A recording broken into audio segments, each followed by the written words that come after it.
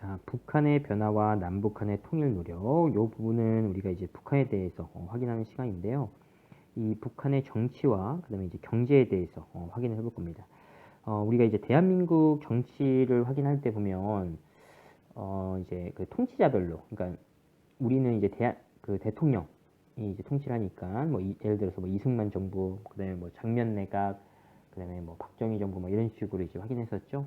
북한도 마찬가지로 이제 통치자별로 우리가 한번 북한의 정치를 확인해 볼 텐데요. 북한 같은 경우에는 이제 1948년 9월 9일 이제 조선민주주의 인민공화국이 이제 탄생이 되면서 자, 이 김일성이 이제 통치자로 이제 앉게 되고요. 이 김일성이 독재 체제를 어떤 식으로 이제 확립하는지 한번 볼게요. 이제 1950년 이제 북한이 6.25 전쟁을 이제 일으키게 되는데 이 6.25 전쟁의 어떤 결과를 이제 딱 봤을 때 북한의 입장에서는 이제 실패한 그 목적이 이제 실패한 전쟁이다라고 볼 수가 있어요.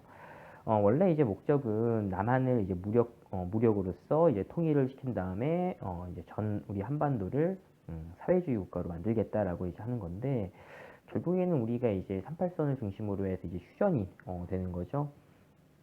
그래서 이제 북한의 의도, 결국엔 이제 김일성의 의도는 이제 실패로 끝났다라고 이제 볼 수가 있습니다. 이제 북한의 정치인들 가운데서 이제 김일성한테 이제 불만이 있는 사람들이 있었겠죠. 있는데 이 초반에는 이렇게 건국이 되고 나서 이 초반에는 이제 소련의 지지가 이제 크니까 김일성에 대한 소련의 지지가 크니까 이제 이렇게 큰 목소리를 그러니까 반대의 목소리를 내지 못했다라는 거예요. 자, 그런데 이제 6.25 전쟁이 결국에 이제 실패로 이제 돌아가니까 이제 반대의 그런 목소리를 내기 시작을 하는 겁니다. 자, 이러한 상황에서 이제 김일성 같은 경우에는 이 반대파들을 같이 이제 손잡고 같이 한번 나가자 이런 식으로 하는 게 아니라 그냥 다 이제 죽여버립니다. 제거를 하는 거예요. 자, 이렇게 제거하면서 이제 권력을 이제 독점을 하게 되고요. 그 다음에 이 중국과 소련의 이념 분쟁으로 사회주의 국가 간의 관계가 악화가 되고 북한의 독자 노선 추구하게 되는데 이게 이제 무슨 말이냐면 우리가 흔히 이제 냉전이라고 하면 민주주의와 그 다음에 이제 사회주의 간의 이제 대립을 이제 이야기하는데요. 이제 민주주의의 대표는 당시 이제 미국이었고요. 사회주의는 이제 소련이죠. 이 냉전이 이제 좀 격렬했다라고 하는 거는 1930년대부터 해서 50년대까지 이렇게 이제 격렬했어요. 우리가 분단된 것도 결국에는 이러한 냉전의 어떤 이제 그 영향으로서 이렇게 이제 분단됐다고 할 수가 있는데요. 이제 한 60년대쯤 되면 그 이제 이 냉전이 이제 완화가 됩니다. 그러니까 그렇게 이제 많이 대립이 이제 많이 심하지 않다라는 거예요.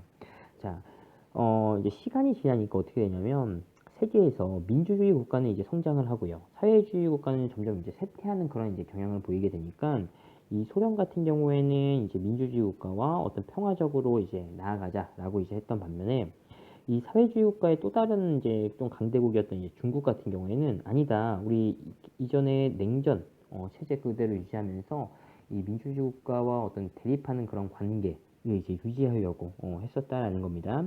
이렇게 지금 중국과 소련의 관계가 이렇게 악화되는 그런 상황에서 북한은 어느 편도 될 수가 없었고요. 결국에는 이제 독자 노선, 홀로 이제 통치하는 이제 그러한 이제 혼자 이제 살아남아야 되는 그런 상황이 됐다라는 거예요.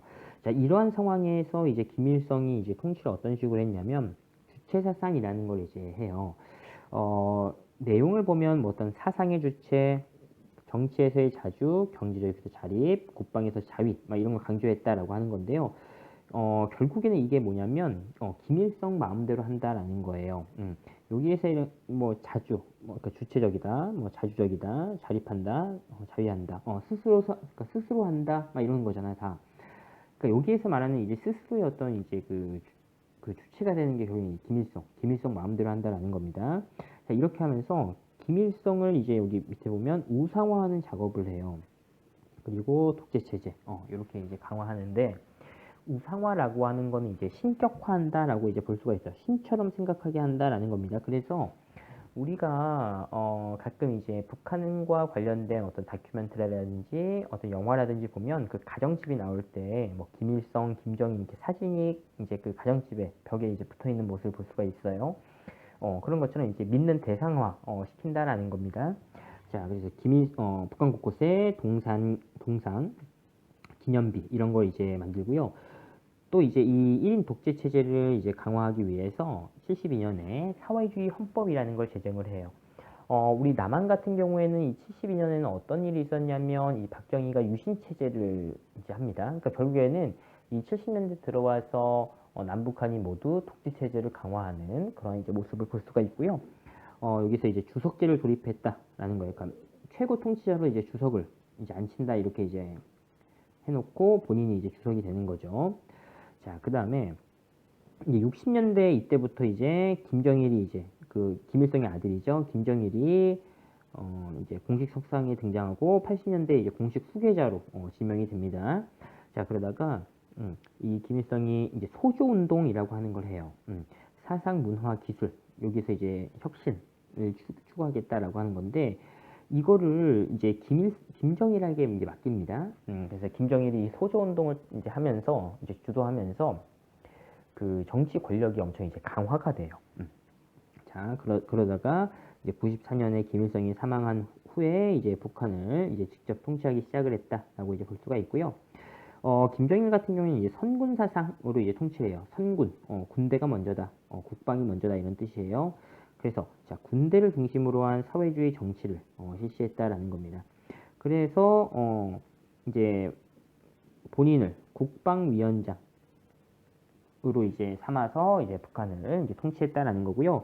그러다가 2011년에 이제 김정일이 이제 사망을 하고요. 그의 아들 이제 김정은이 이제 권력을 이어받아가지고 지금 이제 현재 통치하고 있다라는 겁니다. 그래서 북한은 지금 이 3대가 이제 세습을 하는 권력을 이제 세습하는 그런 이제 모습을 보인다라는 거고요.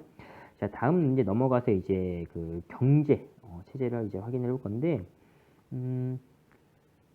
이 북한의 경제도 우리가 대한민국 경제 배울 때 보면 50년대부터 시작을 해가지고요. 이제 10년대를 이렇게 이제 확인을 했었어요. 50년, 그러니까 먼저 50년대 보면은 그러니까 북한이 우리 남한보다 이제 잘 살았다라는 건 이제 그러니까 광복하자마자 그때 이제 보면은 북한이 경제적으로 우리 남한보다 더 좋았다라는 거예요. 그거는 이제 그 식민지 시기 일제가 북한 위주의 그 군수공업을 이제 만들었기 때문에 이제 북한이 우리나라보다 경제가 더 이제 좋았는데 일단 50년에 우리 6.25 전쟁이 터졌잖아요. 어찌됐든 전쟁으로 인해서 남북이 다 경제적으로 엄청 이제 어려워졌다라는 게 이제 공통점이에요. 그런 상황에서 우리는 이제 미국이 원조를 해주고 이제 그 북한 같은 경우에는 소련과 중국이 이제 원조를 해줍니다. 자, 이러한 이제 상황 속에서 북한 같은 경우는 이제 천리마 운동이라는 걸 이제 추진을 하게 되는데 이 천리마 운동은 이 천리마라고 하는 게 이제 천리를 달릴 수 있는 말, 쉬지 않고 달리는 말이라는 거예요. 우리가 십리가 4km면 이제 그러니까 천리 하면 이제 400km가 되거든요. 그러면 이제 서울에서 부산까지, 이제 그 고속도로로 했을 때 거의 한 400km 나와요. 그러면 이제 서울에서 부산까지 이제 안 쉬고 달릴 수 있는 말, 이런 뜻이죠. 결국에는. 그러니까 근데 이 말을 결국엔 이제 바꿔서, 노동자한테 이제 천리마 운동해라. 이렇게 하는 거예요. 그러니까 노동자들 쉬지 말고 일해라 라고 하는 겁니다. 그래서 이 천리마 운동으로 일정 부분 경제가 성장을 합니다. 그 다음에 또 이제 여러 이제 협동단체 이런 걸 이제 만들어요. 북한 같은 경우는 이제 정치적으로는 이제 사회주의 국가다라고 하고 이제 경제적으로는 이제 공산주의라고 이제 이야기하는데 여기에서 말하는 이제 공산이라는 게 함께 이제 생산한다 이런 뜻이죠. 그래서 이제 함께 생산해서 같이 나눈다라는 겁니다. 근데 이제 나누는 것도 이제 일한 만큼 나누는 거예요. 많이 일하면 많이 갖는 거고, 그런 건 있습니다. 그래서 이제 협동단체, 뭐 농민단체, 우리 뭐 상인단체, 막 이런 것처럼 해가지고요. 이러한 이제 조합 만들어가지고 이제 경제를 이제 이렇게 활성화시켰다라고 이제 볼 수가 있고요.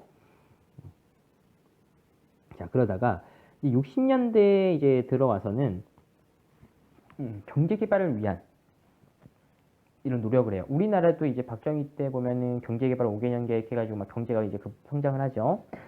북한 같은 경우는 60년대, 그 다음에 이제 70년대까지 큰 경제 성장의 모습을 보여주지 않아요. 왜냐하면 이제 폐쇄적인 경제 체제를 이제 유지했기 때문이에요.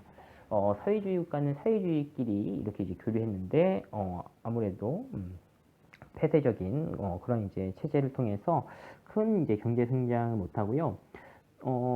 그다음에 이제 공산주의 체제니까 어떤 이제 뭐 생산을 했다 그러면은 자국 내에서 또 그걸 이제 소비하는 그런 이제 형태로서 이제 그 경제를 이제 그 활성화시켰는데, 그러니까 결국엔 자급자족 느낌인 거죠. 그러니까 이제 경제 성장이 크게 이제 이루어지지 않고, 그다음에 이제 뭐 자본 기술이 부족하고, 그다음에 우리가 휴전 중이니까 국방비가 과다 지출이 되고요. 그러다가 또 80년대 후반에 가면 소련과 동유럽 사회주의 국가가 막 이제 붕괴가 되면서 북한의 경제 침체가 이제 찾아온다라는 겁니다. 자, 그러다가 이제 1980년대로 넘어가면 합병법이라는 걸 이제 추진을 해요. 이제 합해서 경영한다 이런 건데, 그러니까 외국의 자본과 기술을 이제 도입해서 또 이제 도입하고 이제 북한의 어떤 경제, 그걸 이제 합쳐가지고 이제 뭐 공장 만들고 막 이렇게 이제 하는 겁니다. 근데 요것도 약간의 그런 이제 효과는 있지만 큰 효과는 없었고요. 또 이제 80년대 보면 이제 경제특구라고 하는 걸 이제 지정을 해요. 그래서 낮은 선봉 자유무역지대, 그 다음에 이제 신의주, 그 다음에 황금평 이런 곳에 경제특구를 이제 만들어 가지고요. 이제 여기서 이제 교류하고 막 공장 만들고 막 그렇게 하는 거예요. 근데 이제 요것도 이제 기본 바탕이 이제 폐쇄적인 그런 이제 체제니까 큰 엄청난 이제 성과는 거두지 못한다라는 거고, 그러다가 이제 90년대, 2000년대 이제 넘어가면서 이제 국제적으로 이제 고립되는 그런 이제 상황이다라는 거 이제 확인하고요. 그다음에 이제 3대 권력 세습 과정에서 내부 통제 강화하고 또 이제 경제 침체, 인권이 억압되고요. 북한 이탈 주민이 증가하는 그런 모습을 보인다라는 겁니다. 자, 요렇게까지 해가지고 우리가 북한의 정치와 그다음에 이제 경제 파트를 이제 확인을 해봤습니다.